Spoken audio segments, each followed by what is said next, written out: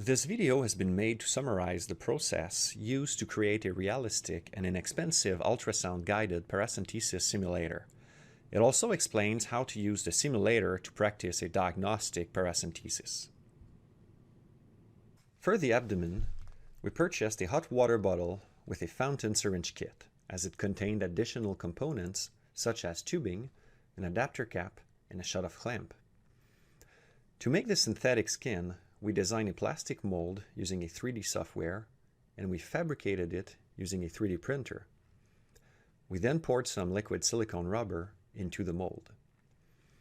The intestines were made pouring the same material onto a wooden pole.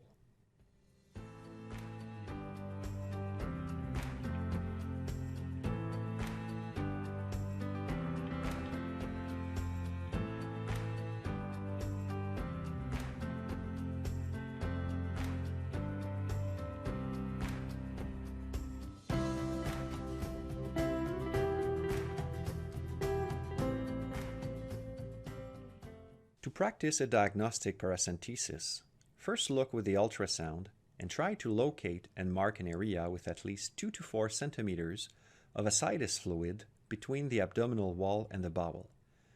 Then perform hand hygiene, don sterile gloves, apply an antimicrobial solution on the skin, and finally, put on the surgical field.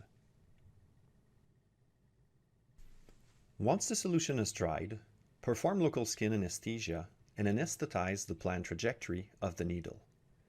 To do so, use your non-dominant hand to pull the skin and the subcutaneous tissue a few centimeters away from the injection site. Insert the syringe and always apply a negative pressure before injecting the lidocaine to avoid doing so into a blood vessel. You will feel an increased resistance once you reach the peritoneal lining, and an amber liquid will be aspirated into the syringe if you go through it. Make sure to anesthetize the peritoneal lining properly, as this area can be very sensitive for the patient.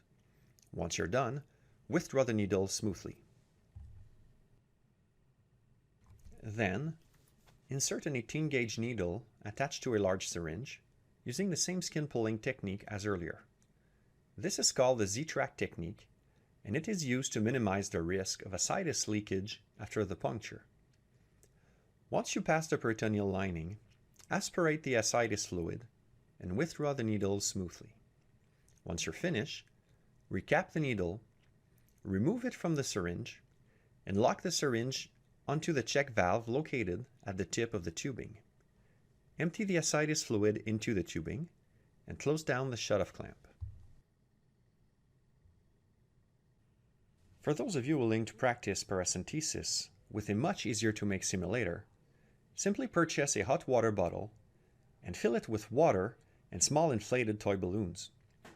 Then put some ultrasound gel on the surface and put some rubber on top of it.